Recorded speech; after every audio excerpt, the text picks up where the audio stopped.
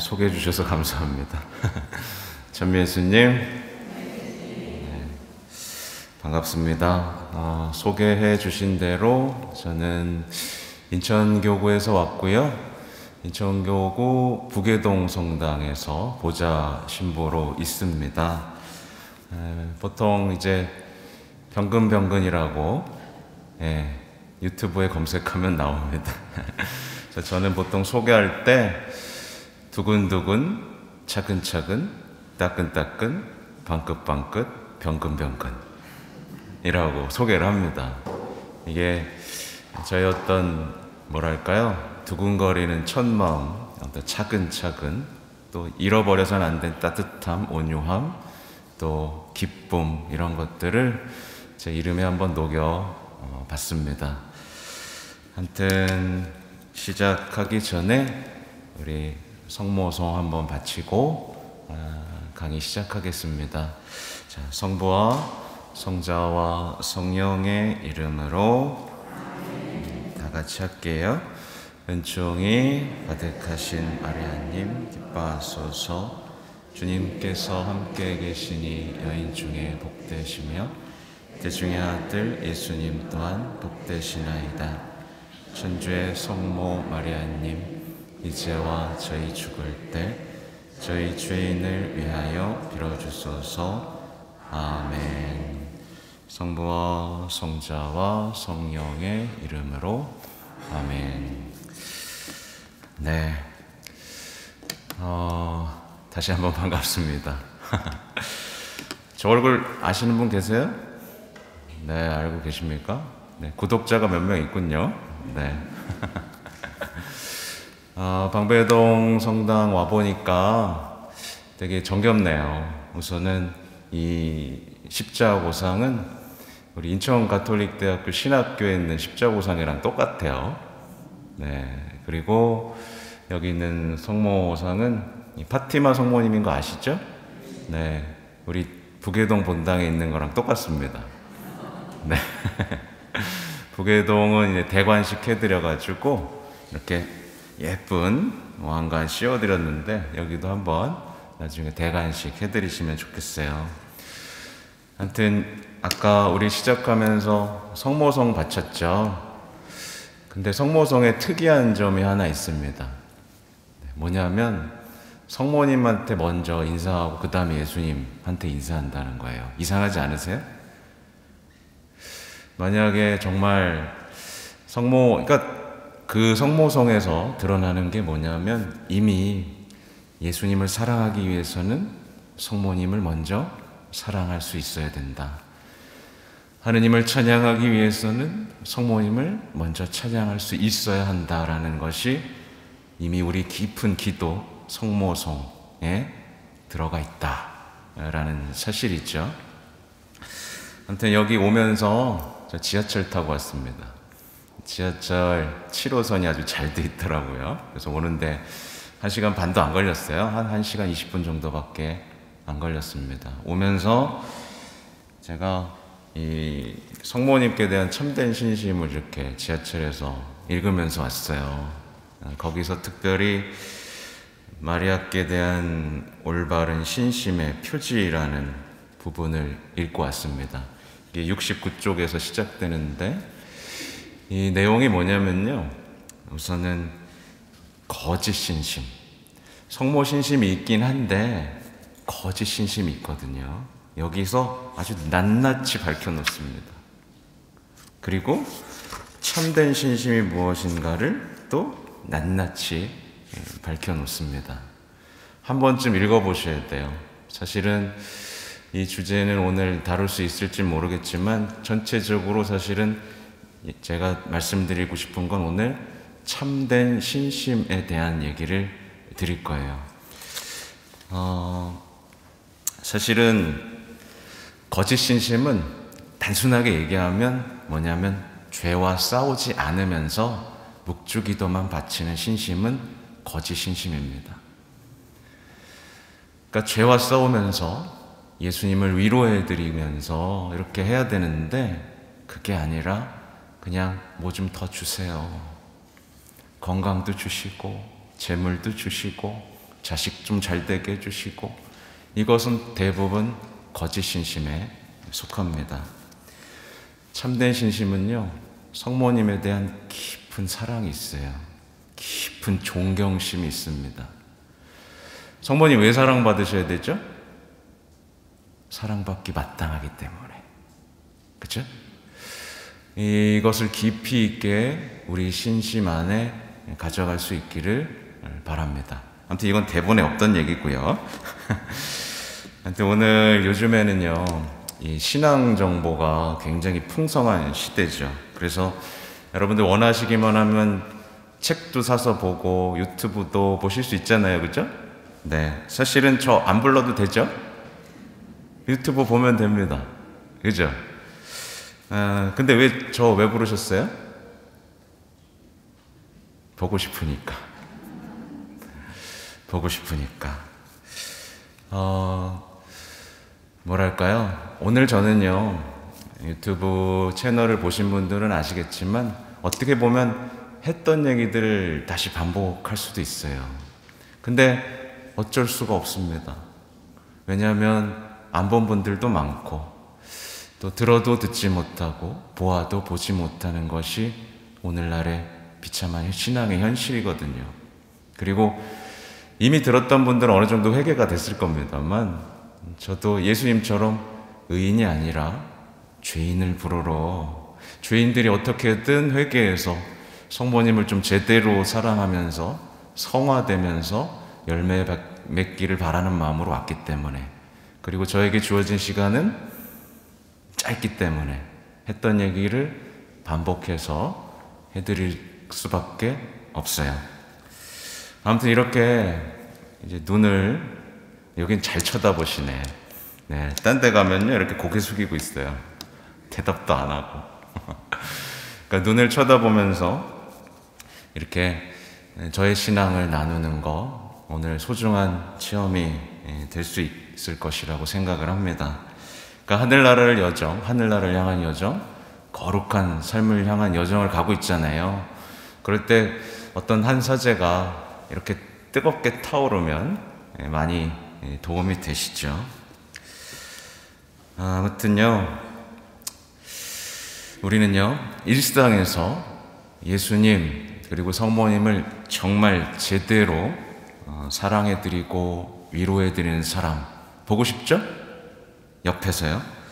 그리고 복음을 있는 그대로 믿고 복음을 곧이곧대로 실천하면서 고된 현실이지만 신앙의 열매를 꼿꼿하게 맺어가는 사람, 그렇게 신앙의 증거자로 살면서 빛을 뿜어내는 사람 볼 때마다 힘이 납니다. 그쵸? 여기 계신 분들이 한번 서로 바라보시겠어요? 서로 한번 보세요.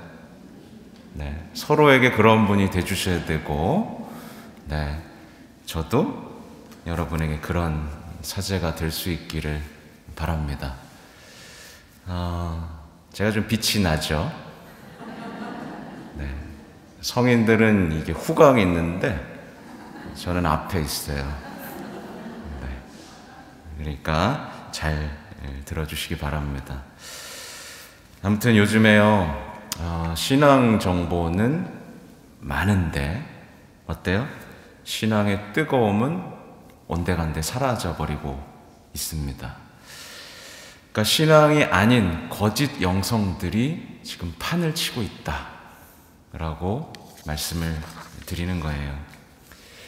여러분들이 매일 강론을 듣고 여기 성경 공부도 하고 여러 강의를 들으면서도 복음이 이상하게 점점 어렵고 낯설고 그렇게 되고 있다면 지금 뭔가 잘못되어 가고 있는 겁니다. 그런 분 계세요?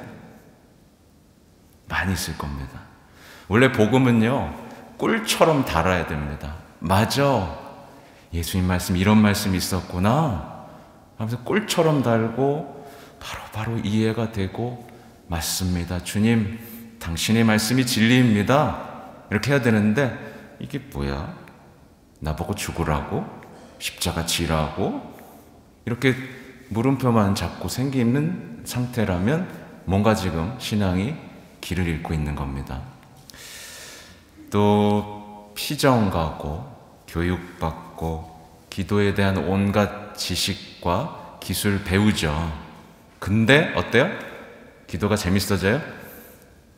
기도가 재밌는 게 아니라 어렵고 힘들고 예수님에 대한 사랑은 점점 식어만 간다면 그것도 거짓 영성일 가능성이 많죠. 결정적으로 이제 레지오 단원에 대한 얘기를 하면 레지오 단원들 매일 묵주기도 하죠. 네, 어떤 할머니 막 1000단씩 해요. 네. 매일 묵주기도 하고 깍대나 바치고 모임하죠. 근데 이러면 당연히 열매를 맺어야 되는데 그게 아니라 성화되기는커녕 자꾸 불만들이 쌓이고 단원들에 대한 미움 쌓이고 남 탓이 많아지고 하느님에 대한 사랑, 이웃에 대한 사랑에 대한 열정은 식어가고 복음에 대한 확신이 점점 희미해져 간다면 크게 잘못되어 가고 있는 거죠. 그렇죠? 현대인들은요, 신앙인들은 정말 심각한 오류에 잡혀 있어요. 제가 그래서 오늘 말씀드리는 건 승리하는 신앙이라고 말씀드렸죠. 먼저 말씀드리면 우리는 승리해야 됩니다. 매일매일 승리하고 서로 축하하고 박수 쳐주고 해야 되는데 서로 자꾸 패배하는 겁니다. 네, 너도 그랬어? 그러면서 서로 욕합니다. 그죠? 제가 유튜브를 통해서 강론 보신 분은 아실 거예요. 계속 오류를 제대로 잡아드리고 있습니다. 실제로요, 우리 유명한 교부들 있죠. 다 아시죠? 뭐 아우구스티누스, 뭐 치프리아노 주교, 뭐 많잖아요. 암브로시오 주교님 많죠. 이 주교님들이 그때 당시 교회에서 하셨던 일은 바로 그 시대의 오류를 바로잡아 주시는 것이었어요. 그래서 당시 문제가 되게 심각했잖아요. 그래서 아우구스티누스도 이단에 빠졌었죠. 그죠? 네, 오류들을 바로잡아 주시는 거였습니다. 그래서 그 교부들의 책을 보면요, 사실 되게 어렵지가 않아요. 왜냐하면 신자들에게 했던 얘기들이거든요. 그래서 교회에 나오는 교부들의 책들 요즘에 컬러풀하게 나오는 게 있는데 그런 것들 보시면 되게 마음에 드실 겁니다. 아무튼 이 상황에서 레지오 단원들이 해야 될 일들은 이제 확실한 겁니다. 성모님께 대한 참된 신심을 제대로 익혀서 내가 어떤 오류에 빠졌나, 혹시 뭘 잘못하고 있나를 딱 진단하고 이제 거기서 해방돼서 이제 승리하는 신앙, 증거하는 신앙, 빛을 내는 신앙을 살아가는 거죠. 안타까운 거는요, 이 레지오 마리의 영성의 원천이 뭔지 아시죠? 제가 계속 강조를 드렸는데 레지오 마리의 원천은 성모님께 대한 참된 신심이에요. 그래서 이거를 모른 채 레지오 교본만 보면 어떻게 될까요? 되게 딱딱한 사람이 됩니다.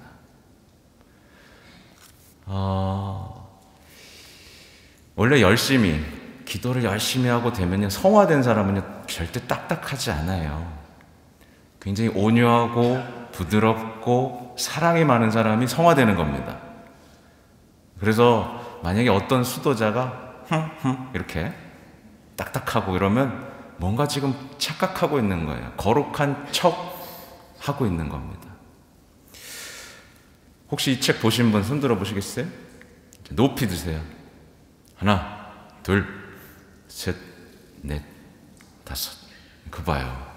없죠? 없죠. 이 책이 만약에 레지오 마리의 영성의 원천이기 때문에 이 책이 여러분에게 1년만이라도 교육이 됐다라면 많은 오류들에서 보호받을 수 있었을 것이고 여러분의 표정은 지금보다 훨씬 밝았을 것이고 지금 이 자리는 정말 환히 빛나고 있을 겁니다. 근데 보니까 좀 어두워요. 어두워요. 한번 웃어보실래요? 네, 이마 이렇게 하고 이렇게 참 이 교육이 전무하더라고요. 그래서 저같이 모자란 사람이 이 서울까지 와서 교육을 하는 이유가 뭐겠어요? 신부님들도 이 책을 별로 중요하게 생각하지 않고 있기 때문에 제가 왔겠죠. 하여튼 교본의 내용과 함께 성모신심을 조금씩 알아보도록 하겠습니다. 사실은 이 책을 어떤 특정 부위를 골라서 같이 읽으면서 하면 그보다 좋을 수는 없을 것 같아요. 근데 오늘 제가 드리는 말씀을 들으시고 꼭 한번 읽으신다면 아, 저 신부가 저래서 이렇게 얘기했구나 라는 것을 아실 겁니다. 우선 레지오 마리아의 어떻게 보면 처음 부분을 보면 이런 내용이 나와요. 레지오 마리아는 가톨릭 교회가 공인한 단체로서 모든 은총의 중재자이시며 원죄 없이 잉태되신 성모님의 강력한 지휘 아래 세속과 그 악의 세력에 맞서는 교회의 싸움에 참가하기 위하여 설립된 군대이다. 다 아시죠? 네. 그러니까 레지오는요, 세속과 악의 세력에 맞서는 군대입니다. 군대예요. 특별히 교회가 하고 있는 싸움에 참가하기 위한, 제가 봤을 때 특수부대 중에서도 특수부대입니다. 이 내용을 조금 집중해 보고 싶어요. 군대는요, 전쟁에서 승리해야 되죠. 승리를 목적으로 합니다. 반드시 승리해야 됩니다. 근데 이 선과 악의 싸움은 사실 승패가 이미 끝났어요. 끝난 게임입니다.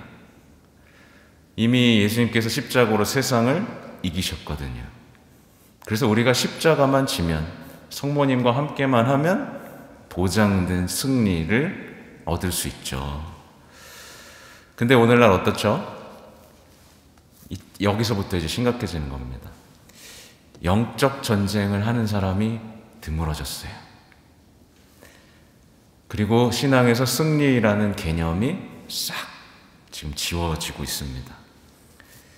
교회와 함께 세속, 악, 오류들과 함께 싸우면서 양들을 지켜내야 되는데 악마가 바라는 대로 누구와 싸우고 있죠? 사람과 싸우고 있습니다. 이게 이제 심각한 문제인 거예요. 악과 싸워야 되는데, 그러니까 가정에서 내 배우자와 나를 갈라놓는 악과 싸워야 되는데 배우자만 싸우고 있는 겁니다. 그죠? 그리고 악과 싸워야 되는데 다들 정치에 희망을 걸고 정치적 이념으로만 자꾸 싸우고 있어요. 그죠? 사회 정의를 위해서만 싸웁니다. 악과는 안 싸우고. 그게 악이라고 생각하는 거죠. 악은 훨씬 더 교묘하게 우리를 파괴하고 있는데 우리는 눈에 보이는 악에 한눈이 팔려가지고 그것과 싸우느냐고 오히려 어떻게 돼요? 자신도 망가지고 가정도 망가지고 사이도 망가지고 정작 일치를 원하시는데 분열된 삶에서 살고 있죠.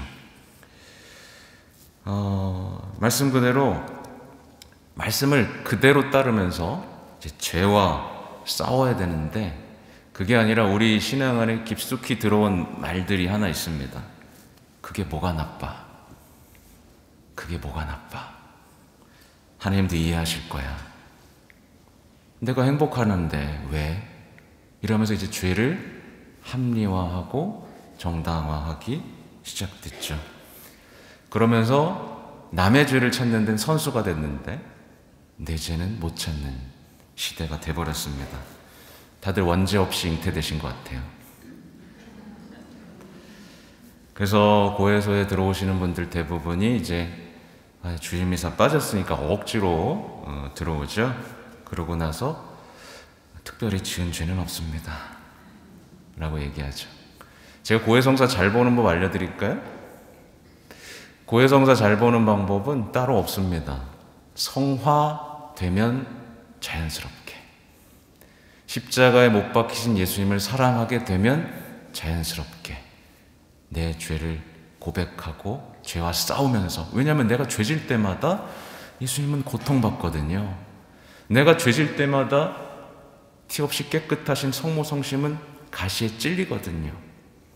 그러니까 죄와 싸우게 되고 죄를 고백하게 되고 다시 시작할 수 있다는 기쁨 때문에 기뻐서 고해소를 나오게 되고 그때부터 성체와 하나 되는 삶, 성체 신심도 제대로 살게 됩니다. 그래서 여러분 잘 아셔야 돼요. 내가 지금 고해성사랑 멀어졌잖아요. 그러면 성화되지 못하고 있다는 가장 확실한 증거입니다. 사람들은요, 이제 죄가 뭔지 몰라요. 세상은 이제 죄의 개념을 지워버렸거든요. 그래서 판공 때면 고해소에 겨우 들어오죠. 그래서 쥐어짭니다. 죄를 쥐어짜야 되는데 한 2주치 정도 쥐어짭니다. 2주치 정도 쥐어짜요. 그래서 고백을 합니다. 근데 고백은 하지만 마음속 깊이 남아있는 건 뭐죠? 그래도 이건 내 잘못이 아닌데. 원망과 남 탓이 고스란히 남아있습니다. 그러니까 판공성사를 해치우고 마는 거죠. 예수님께서는 우리 죄 때문에 돌아가셨고 성모님께서는 우리의 죄를 없애시기 위해서 평생 순종하신 새 하와이시는데 우린 죄에 관심도 없고 죄가 무엇인지도 모르고 성찰도 못하고 그렇게 영적 중풍병자가 되어버렸습니다. 그럼 이제 나는 영적 중풍병자예요. 주님 저 좀 살려주세요. 이런 기도가 나와야죠. 근데 다들 나는 잘 본다. 나는 잘 걷는다. 이렇게 얘기하는 시대가 돼버렸습니다. 당연히 죄와의 전쟁, 악과의 세력과의 전쟁에서 패배할 수밖에 없어요. 그죠?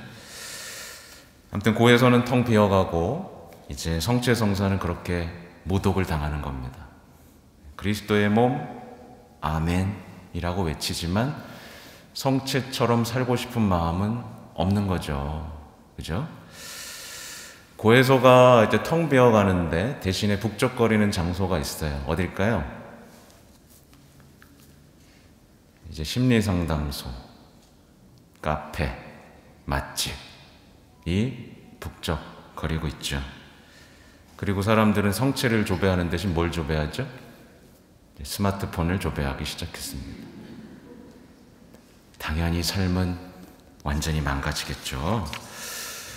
그렇게 신앙인들은 하느님의 자비와 사랑에 이제 눈을 뜨면서 천국을 그리워하면서 하늘 향해서 힘차게 승리하는 신앙을 살아가는 게 아니라 세상의 위로와 인간적인 위로에 이제 물들어가고 있는 거예요.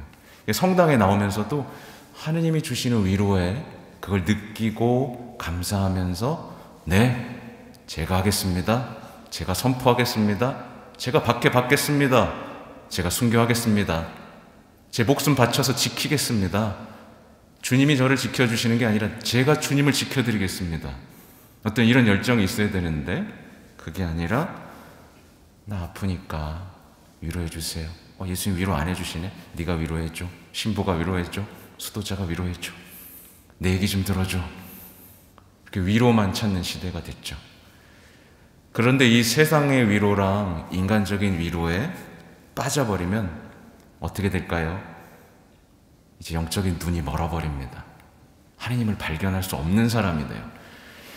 인간적인 위로에 익숙해져 버리면 하나님이 지워집니다. 기도하기가 점점 싫어지고 하지만 그 사람의 삶은 점점 구덩이에 빠집니다. 그래서 전형적으로 현대인들이 겪고 있는 지금 불치병이 있어요. 뭐냐면 우울증입니다.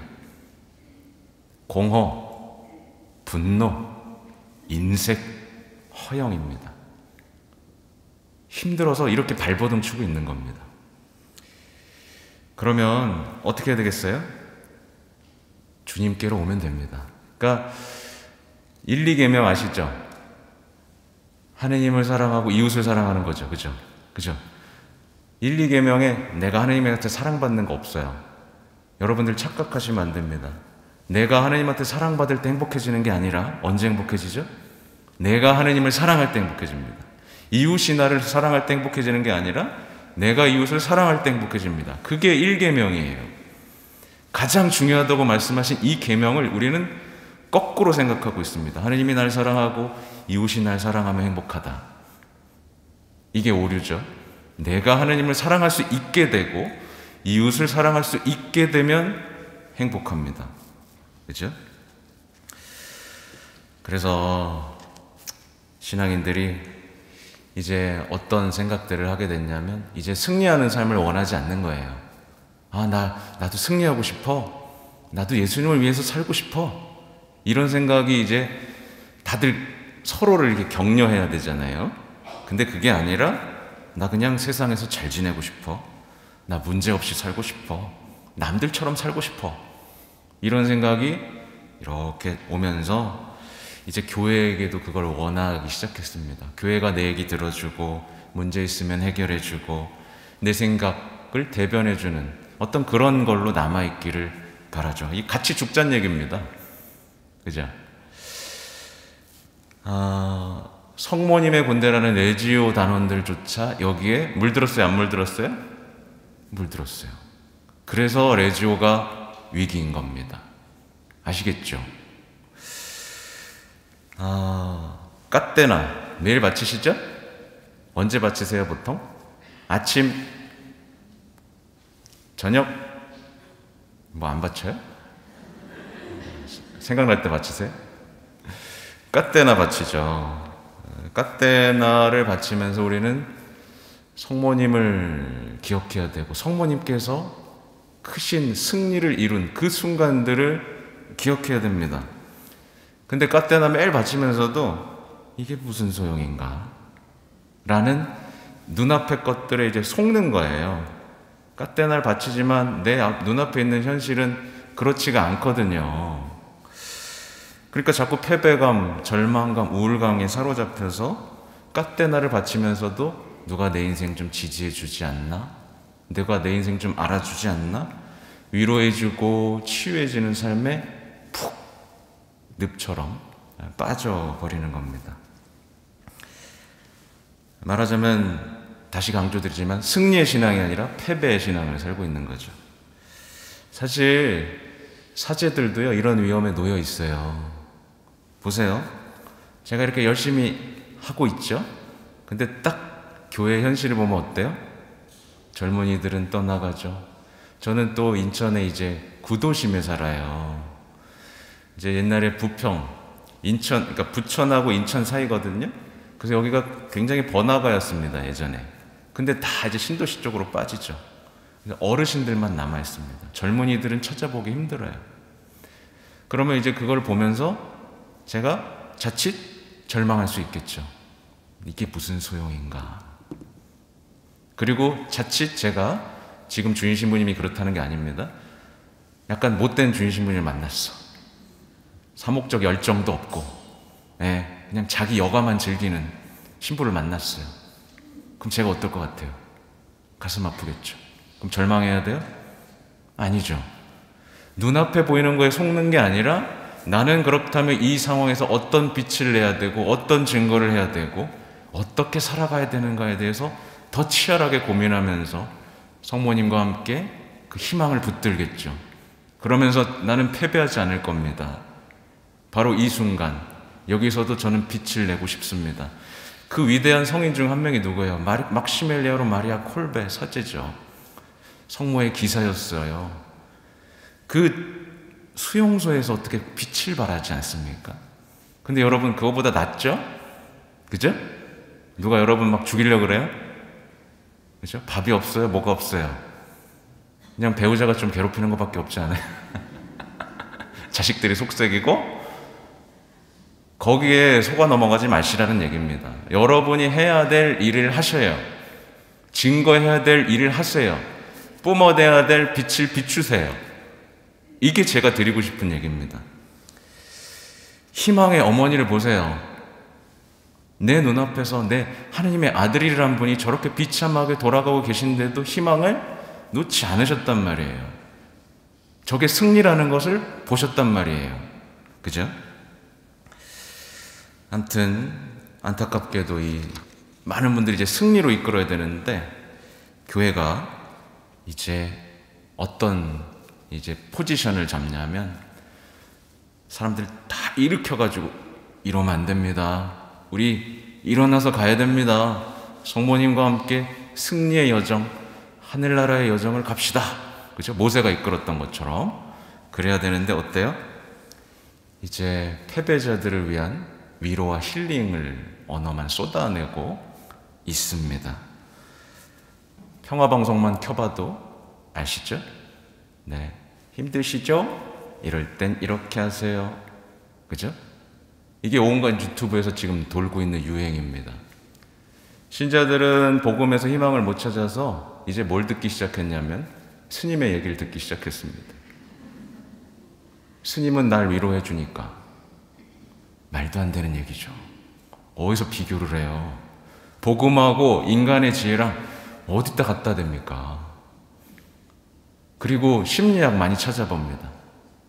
그거 자꾸 보면요, 복음하고 상관없이 살게 돼요. 심리학은요, 철저히 내가 행복한 겁니다. 뉴에이지예요, 일종의 말하면. 내가 행복하기 위해서 나쁜 인간관계 끊어버리고, 그죠? 네, 아무튼 그렇습니다. 예수님의 말씀 잊어서는 안 돼요. 예수님께서는 복음 어디에서도 그래, 힘들지, 적당히 사랑하고 적당히 용서하고 힘들면 헤어지고 화도 내고 험담도 하고 그렇게 건강하고 스트레스 없이 살아, 이런 얘기 한 적 없습니다. 결코 없습니다. 너 자신을 위해 살고 너의 행복을 위해서 살아, 이렇게 얘기하신 적 없어요. 절대 없습니다. 너 자신을 버리고 십자가를 지고 나를 따라야 한다 라고 말씀하셨죠. 근데 우리는 내 행복, 내 인생을 위해서 신앙을 이용하려고만 합니다. 예수님은요, 우리를 제자로 부르셨고 회개하라 그러셨고 소명을 주셨고 이제 세상에 나가 선포하라 그러셨어요. 원수까지 사랑하라 그러셨고 77 발음도 안 돼요. 77번까지 용서하라고 하셨습니다. 극단적인 사랑, 사랑의 극단주의를 요구하셨죠. 네. 여러분의 소명은 뭐예요? 각자 대답은 안 하셔도 됩니다. 소명을 잃어버리면 패배하는 신앙일 가능성이 많습니다.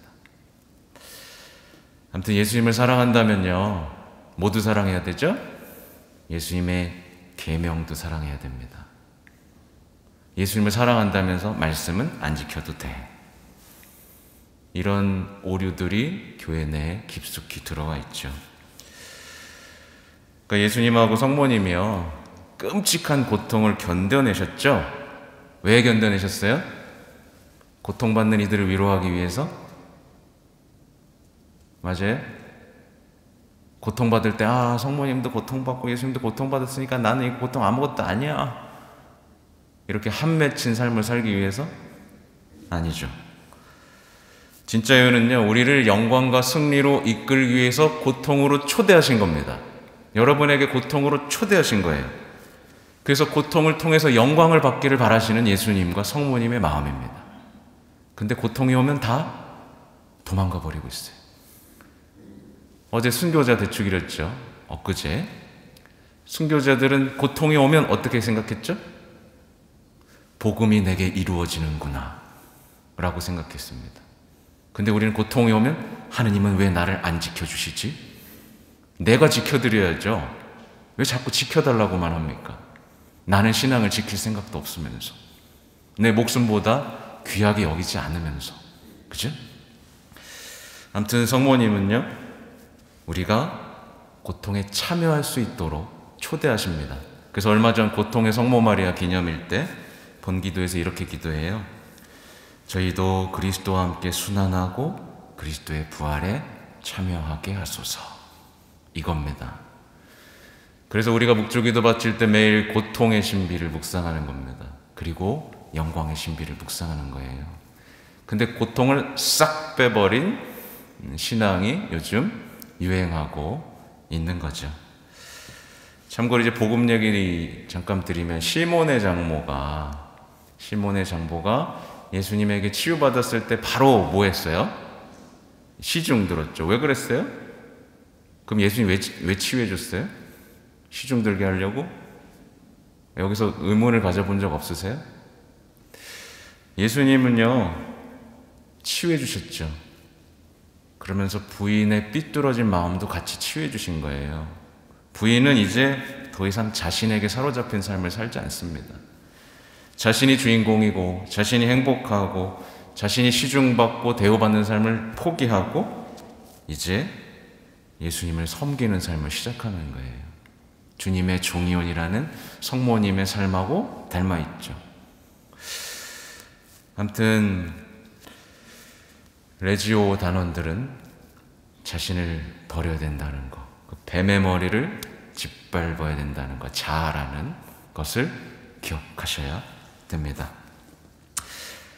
까테나를 좀 살펴보면 까테나의 주요 내용이 뭘까요?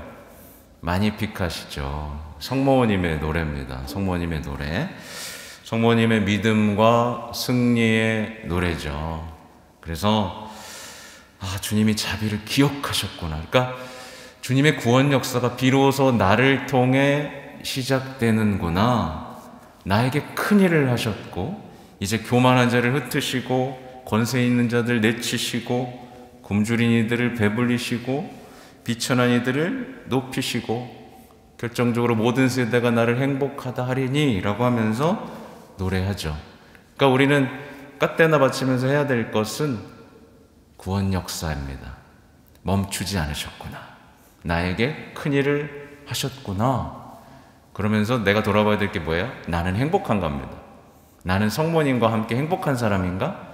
매일 승리하면서 행복한 사람인가? 나는 큰 일을 하고 있나? 성모님이 하시는 큰 일에 내가 동참하고 있나? 이걸 돌아봐야겠죠. 그래서 잠들기 전에 있잖아요. 까테나를 다시 한번 꼭 바치십시오. 원래 수도자들도 사제들도 저녁 기도 때 성모의 노래를 바치잖아요. 그러니까 성모의 노래를 바치면서 나 오늘 성모님하고 승리했나? 혹시 패배했나? 패배했으면 왜 패배했지? 나는 예수님 마음에 들었나? 예수님께서 시키는 대로 했나? 혹시 내가 믿고 실망한 대로 내 마음대로 행동하지 않았나? 혹시 내가 성모님보다 더 지혜롭고 똑똑하다고 생각하면서 패배하지 않았나? 내가 또 어디서 당했지, 악마한테? 이런 것들을 돌아본다면 당연히 다음은 어떻게 되겠어요? 매일매일 승리할 수 있겠죠. 제가 말씀드리려고 적어놓은 내용이 또 이건데, 요즘에 보면 제 말을 듣고 여러분 변화되실 수 있겠어요? 몇몇은 변화될 것이고 몇몇은 변화되지 않을 겁니다. 왜 그렇게요?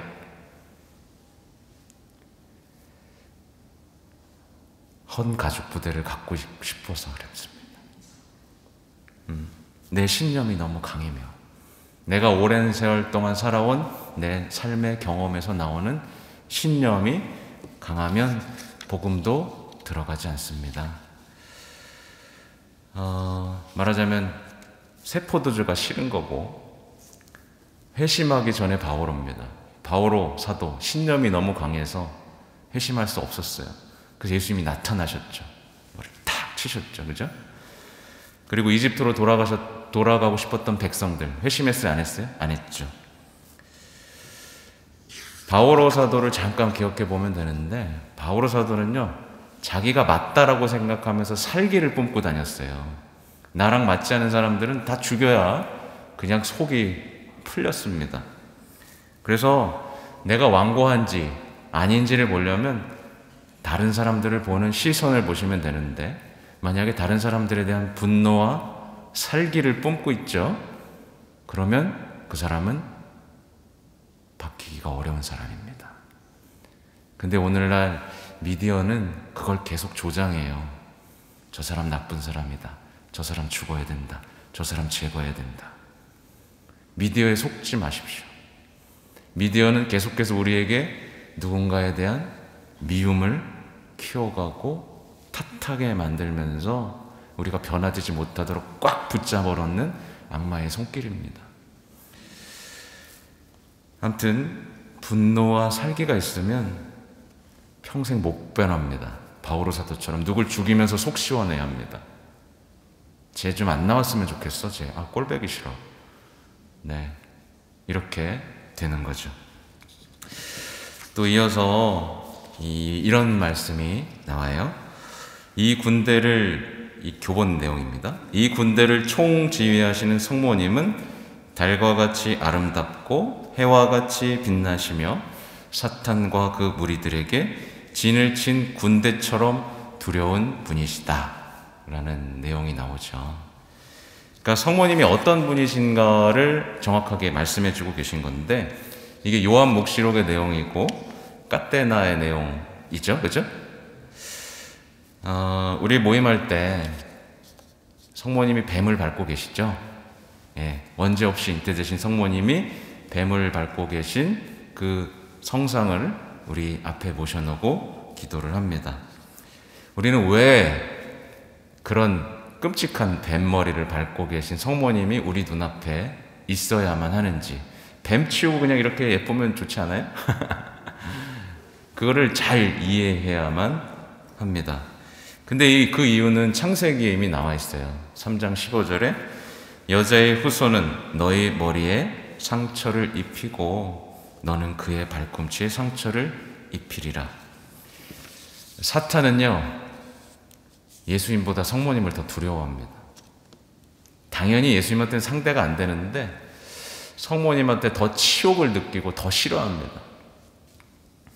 성모님은 하느님이 원수와 맺어준 가장 큰 적이에요. 그래서 제가 창세기 방금 읽어드렸잖아요. 너의 여자의 후손은 너희 머리에 상처를 입히고 너는 그의 발꿈치에 상처를 입히리라. 그러니까 세상 끝날까지 있을 영적 전투에서 성모님이 그래서 총사령관으로서 우리와 함께 싸우시는 분이라는 얘기를 지금 드리는 거예요. 네. 성모님께 대한 참된 신심 52항, 이 책에는 이런 얘기가 나옵니다. 악마가 마리아를 무서워하는 이유는 첫째, 악마들은 교만하기에 하느님에 의해서보다는 하느님의 보잘것없는 비천한 여종 마리아에 의해서 패배당하고 벌받는 것을 더욱 분하게 여기고, 마리아의 겸손이 하느님의 능력보다 그에게 더 큰 수치를 주기 때문이다. 왠지 아시겠죠? 네. 그러니까 성모님이 더 강하다는 뜻이 아니에요. 또 둘째는 하느님께서 마리아에게 악마들을 쳐이기는 크나큰 능력을 주셨기 때문이다. 이렇게 말씀하세요. 또 이어서 이런 내용도 나옵니다. 루치펠이 교만으로 잃었던 것을 성모님은 겸손으로 회복하였고 하와가 하느님께 대한 불순명으로 지옥에 떨어지고 잃어버린 것을 마리아는 순명으로 구원하셨다. 이 대결 구도가 여러분의 머릿속에 꽉 박혀 있어야 됩니다. 사탄과 성모님의 대결 구도. 레지오 단원들은요, 이 발꿈치와 같은 겸손이 있어야 돼요. 난 발꿈치만도 못해. 네.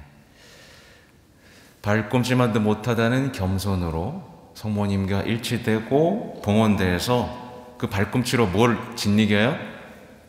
뱀의 머리를 으스러뜨리고 그렇게 예수님한테 승리를 안기기 위해서 선발된 군대입니다.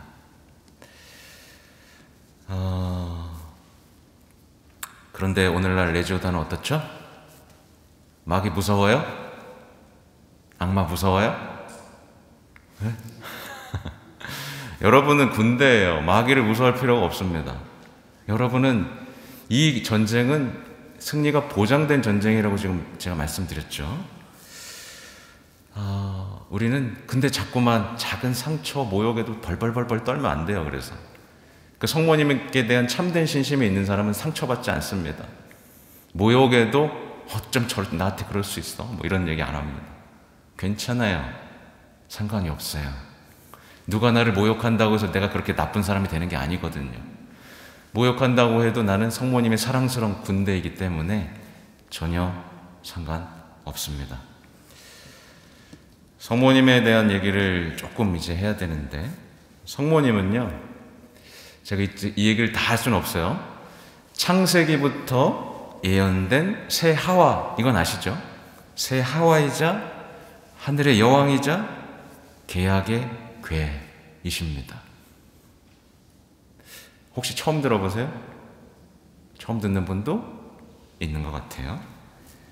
그러니까 성모님과 함께하면 패배할 수가 없어요. 제가 어디까지 적어놨는지 모르겠는데 하다 보면 나오겠죠? 그러니까 성모님과 함께하면요, 패배할 수가 없습니다. 영적인 전쟁에서. 이건 성모님께서 티 없이 깨끗하신 성모 성신께 봉헌하면 승리를 보장해 주겠다고 약속하신 내용이에요. 직접. 그래서 얼마 전에 이 우크라이나와 러시아의 전쟁 때 교황님이 뭐 하셨죠? 3월 25일에 성모님의 티 없이 깨끗하신 성모 성신께 러시아를 봉헌했습니다. 알고 계세요? 모르셨죠? 굉장히 중요한 일입니다.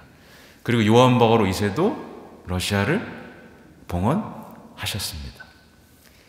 이건 성모님께서 약속하신 거기 때문에 그래요. 파티마의 비밀하고도 연결되어 있는데, 파티마의 비밀 아시는 분? 모르죠.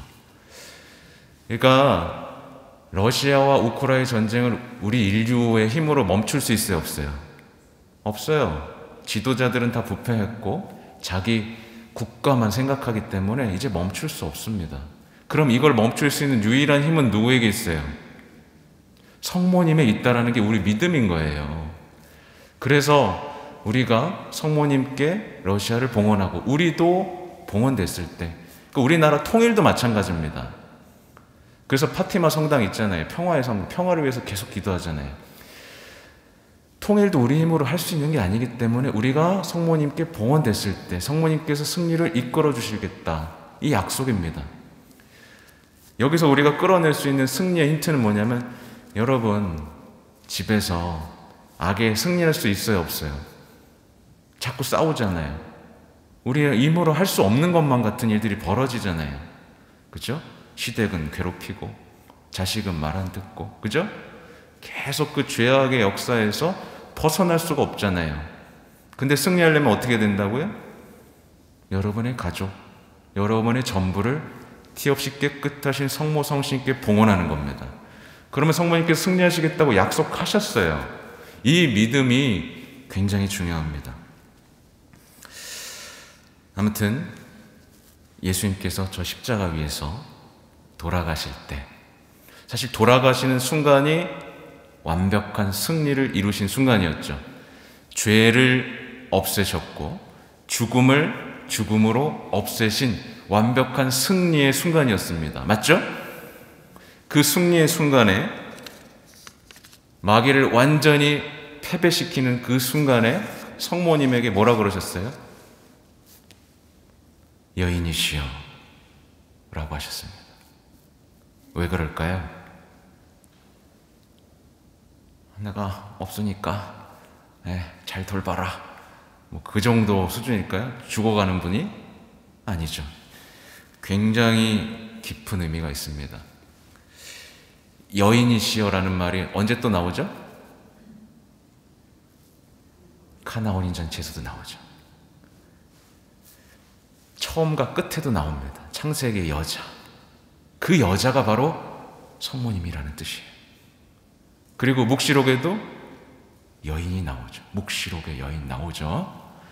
여인에게는 굉장히 큰 의미가 있어요. 그래서 원죄를 짓고 타락하고 패배한 하와와 달리 성모님은 어떤 분이에요? 성모님을 통해서 그 역사가 다 뒤집어진 겁니다. 원죄를 지었던 그 죄의 역사를 다 뒤집기 위해서 성모님은 원죄 없이 잉태되셔야만 한 거예요. 그게 원래 창조 때 그 모습 그대로인 겁니다. 그러면서 성모님께서는 이제 악을 쳐부술 예수님을 낳았고 우리를 낳으면서 승리의 역사를 쓰실 어머니인 거예요. 그래서 여인이시여 라는 뜻은 죄 없이 잉태되어서 악을 쳐부술 후손들을 낳으실 어머니시여 라고 얘기하는 겁니다. 그래서 여인이시여 아들입니다. 너의 어머니시다. 여러분은 누구예요? 그러니까 승리를 위해서 준비된 여인을 어머니로 모시고 있는 분들인 거예요. 아시겠죠? 이 모든 계획이 창조 때 새하와가 모든 것을 망쳐놨을 때부터 준비되었고, 우리를 통해서 모든 것을 바꿔놓으시려는 예수님의 계획, 하느님의 계획이라는 것, 놀랍지 않으세요? 아무튼 제가 다시 강조드리면 성경의 시작과 끝에 여인에 대한 얘기가 나오는 것처럼 신약의 처음과 끝에, 그러니까 복음의 처음과 끝에 누가 나와요? 성모님 나오죠. 그렇죠? 성모님을 통해 예수님이 잉태되고요. 예수님이 죽을 때, 돌아가실 때 그 옆에 누가 있어요? 성모님이 있습니다. 성모님이 예수님을 낳을 때 고통 받으셨어요? 안 받으셨어요? 해산의 고통 없었어요. 죄가 없기 때문에. 근데 예수님이 돌아가실 때 고통 겪으셨어요? 안 겪으셨어요? 겪으셨어요.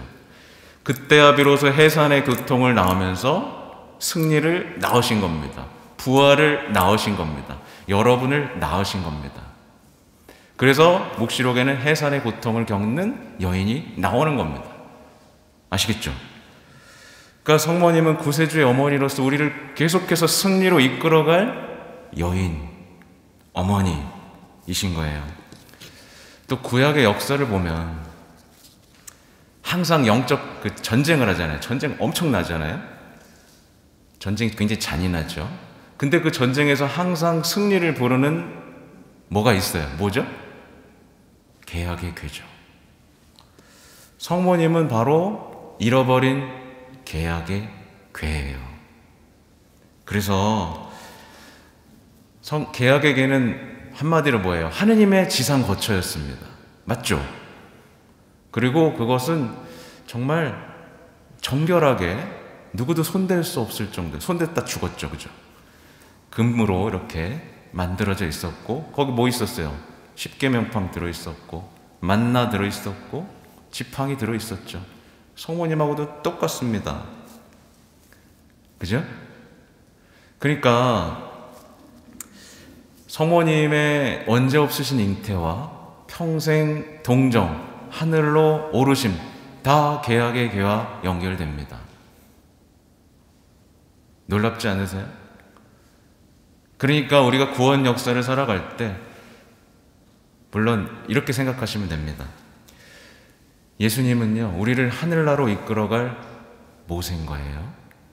그렇죠? 그리고 우리는 그 수많은 영적인 전쟁을 승리하는 데 필요한 성모님이 필요하다는 겁니다. 그래서 하느님은요, 성모님 없이 시작하지 않으셨죠. 구원의 계획을. 당연히 마지막 때도 성모님 없이 끝내지 않으실 거란 말이에요. 그리고 우리 역시 성모님 없이는 성화되거나 변화되기 어렵다는 것을 여러분은 굳게 믿고 또 사랑하셔야 됩니다. 이스라엘 백성들이 수많은 전쟁을 통해서 약속의 땅으로 가야 되는 것처럼 우리 역시 지상에서 벌이는 수많은 죄와의 싸움, 우상 숭배와의 싸움을 거쳐야 됩니다. 피 터지는 광야의 여정을 거쳐야 되고, 그래야만 약속의 땅에 들어갈 수 있는 거예요. 벌써 30분이 됐는데 몇 시까지 할까요? 벌써 졸려요? 제가 한번 빠르게 반밖에 못했네. 제가 한 10분, 15분 정도 더 해드리고 마치겠습니다. 아무튼 레지오 단원들은요, 보면 여기 써있는 것, 또 교본의 내용 보면 레지오 단원들은 충성과 덕행과 용기로서 위대한 하늘의 여왕이신 성모님께 자신을 맡기고 싶어한다, 얘기가 나오죠. 바로 이 점이 레지오 마리아가 군대 형태로 조직된 이유이다. 자신을 맡기고 싶어한다, 이게 핵심이에요. 그러니까 성모님께 대한 봉헌을 말씀하고 계십니다. 그러면 여기서 혹시 봉헌을 위한 33일간의 기도 해보신 분 손들어 보시겠어요? 없죠. 없죠. 이게 큰일 난 거예요. 없어요. 제가 지금 레지오 교육을 많이 다니고 있는데 없어요. 없습니다. 봉헌의 개념이 뭔지도 헷갈리실 거예요. 봉헌이 뭐지? 봉헌이 하면 뭐가 좋지? 어디까지 봉헌해야 되지? 근데 아까 제가 이미 말씀드렸죠? 티 없이 깨끗하신 성모 성신께 봉헌되면 우리는 승리하는 사람으로 변화됩니다. 뭘 뛰어넘고 해야 될지 모르겠네요. 자자자자. 봉헌하면요, 우리는 제가 좀 보장을 해드리는데 봉헌하면 우리는 정말 변화됩니다. 그동안 변화 안 돼서 힘들었죠? 나 변화되고 싶은데 난 왜 변화가 안 되지? 나도 좀 매력 있는 거룩한 사람 되고 싶은데, 온유하고 자비로운 사람 되고 싶은데 왜 안 되는 거야? 라고 했었죠. 봉헌하시면 됩니다. 네, 한 번엔 안 되겠죠. 예, 제가 약속할 수 있어요. 봉헌된 삶을 가장 아름답게 살아낸 성인이 있는데 저는 누굴 추천하냐면 파티마의 아이들입니다. 히아친타와 프란치스코, 루치아 수녀님까지. 혹시 저거 안 본 거 자꾸 물어보죠? 파티마라는 책 보신 분, 루치아 수녀의 회고록 한 분 계세요. 그렇죠? 꼭 보세요. 이 책하고 그 책은 보시면 인생이 달라질 책입니다. 네, 아니면 저한테 책장서 그런 건데 저는 전혀 관계는 없습니다.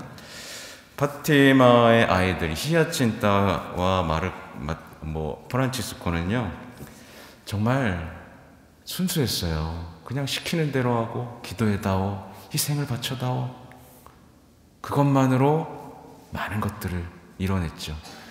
여러분이 하는 희생의 의미는 히아친타와 프란치스코를 만나면 확실하게 아시게 될 겁니다. 또 마리아의 비밀이라는 책 보셨어요? 두 가지 종류가 있습니다. 몽포로의 루드비코의 마리아의 비밀. 못 보셨군요.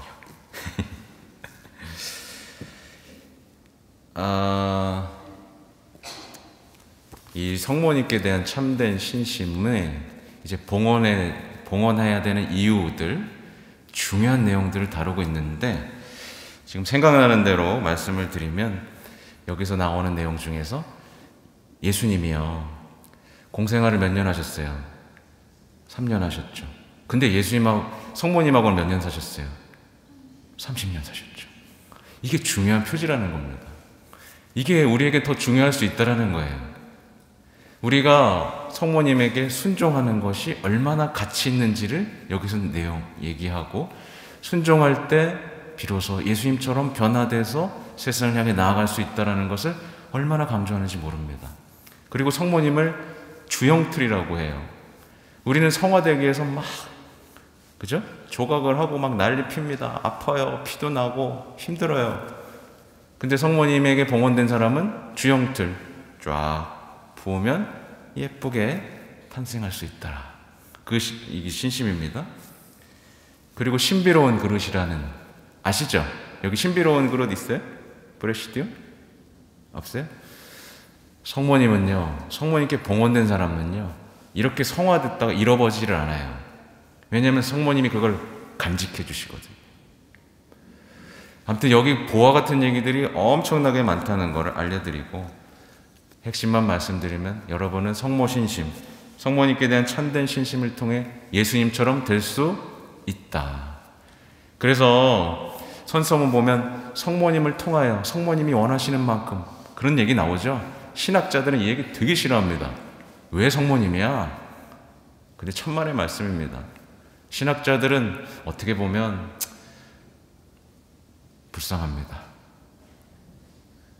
성모님이 이렇게 아름다운 것들을 볼 수 없게 된 지식의 저주에 걸린 겁니다. 성모님을 통해 소명을 찾을 수 있고 성화될 수 있고 승리할 수 있습니다. 성모님은 우리를 가장 빠르고 안전하게 변화시킬 수 있는 우리의 어머니입니다. 우리를 다시 태어나게 하는 어머니예요. 그래서 진짜로 우리 엄마입니다. 우리가 성모님께 봉헌되면 우리는 다시 태어납니다. 그러니까 엄마인 거예요. 만약에 우리를 다시 태어나게 하는 엄마가 아니라면 그건 엄마가 아니라 계모인 겁니다. 아줌마입니다. 우리 엄마 아닌데. 그래서 많은 성인들이 이걸 체험했는데 특히나 요한 바오로 2세 교황님, 네, 이걸 완벽하게 이해하시고 선포하신 분입니다.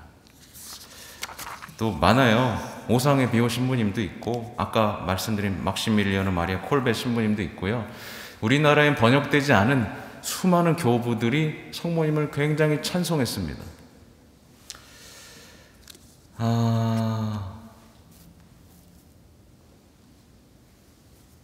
우리나라에요, 이 성모님께 대한 참된 신심은 별로 알려지지가 않았어요.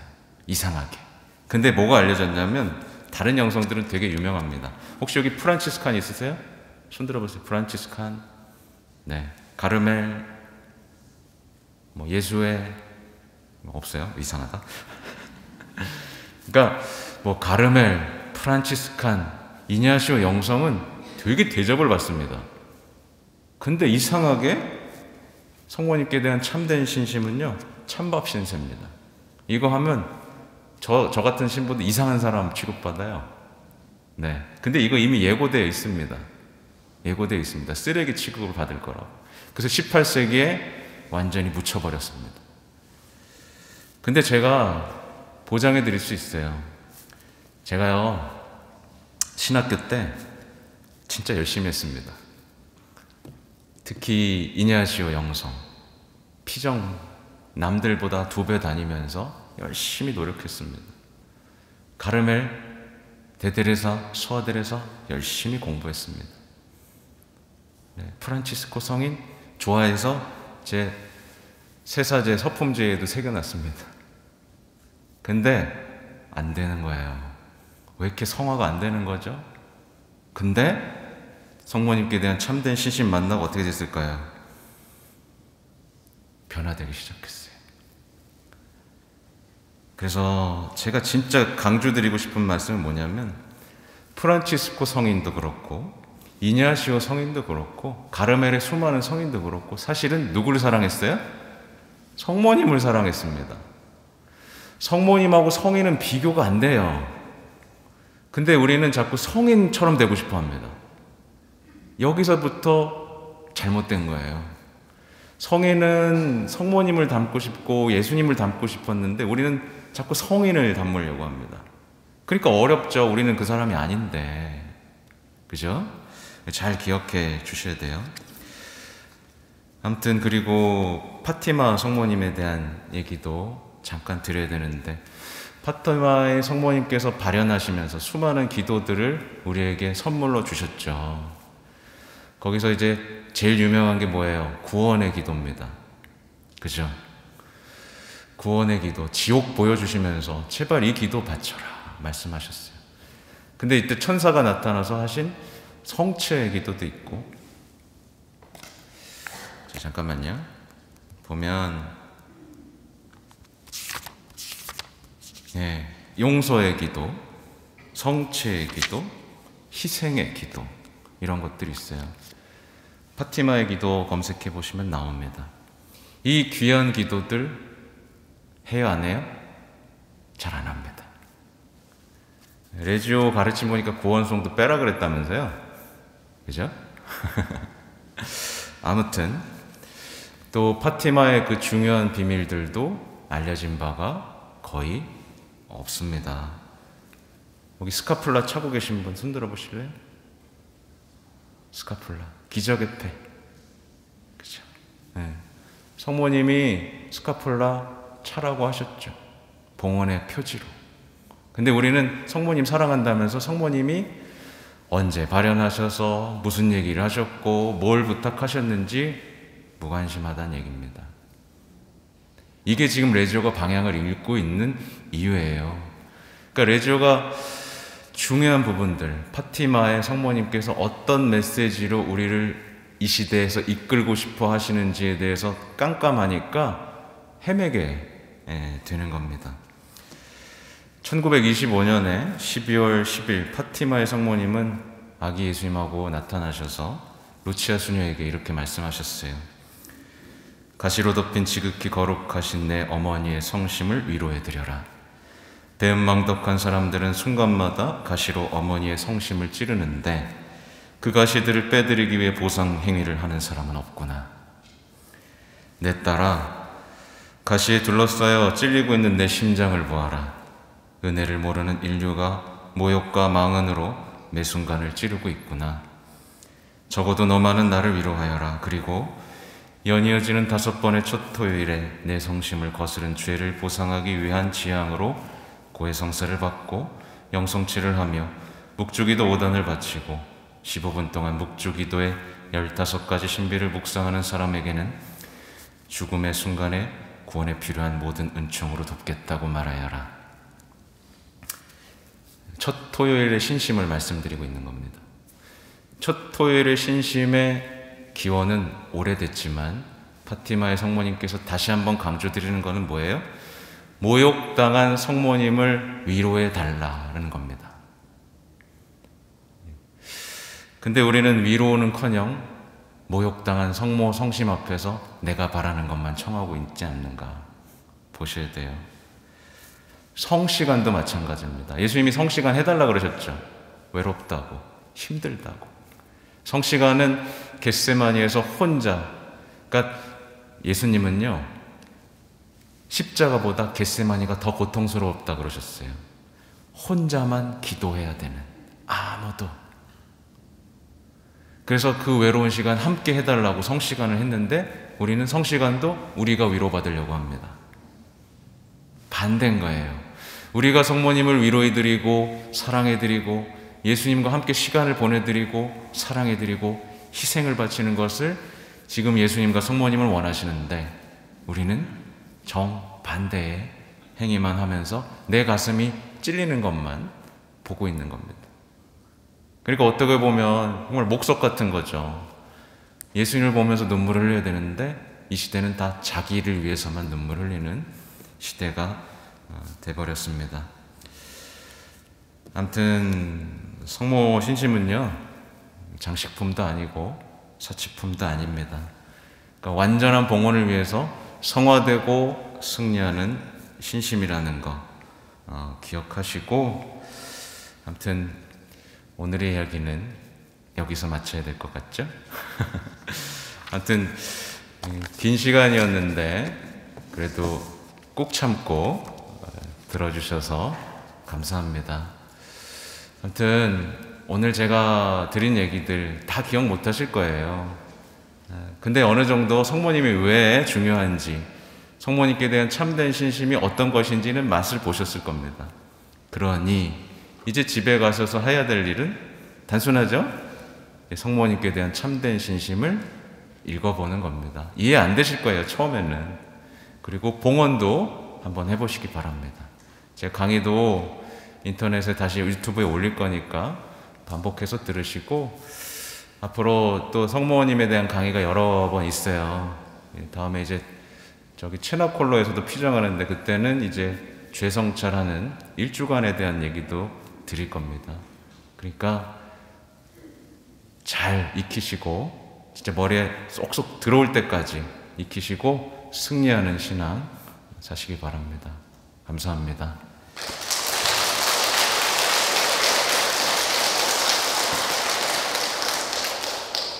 마침 기도는 해주시겠어요? 마침 기도 하시면 제가 간곡 드릴게요. 네, 성어서 마치겠습니다. 은총이 가득하신 마리아님 기뻐하소서. 주님께서 함께 계시니 여인 중에 복되시며 태중의 아들 예수님 또한 복되시나이다. 천주의 성모 마리아님, 이제와 저희 죽을 때 저희 죄인을 위하여 빌어주소서. 아멘. 자, 일어나시겠어요? 자, 주님께서 여러분과 함께 전능하신 천주 성부와 성자와 성령께서는 여기 모인 모든 이에게 강복하시어 길이 머물게 하소서. 주님을 찬미합시다. 성부와 성자와 성령의 이름으로 아멘. 네, 다시 한번 감사드립니다. 네.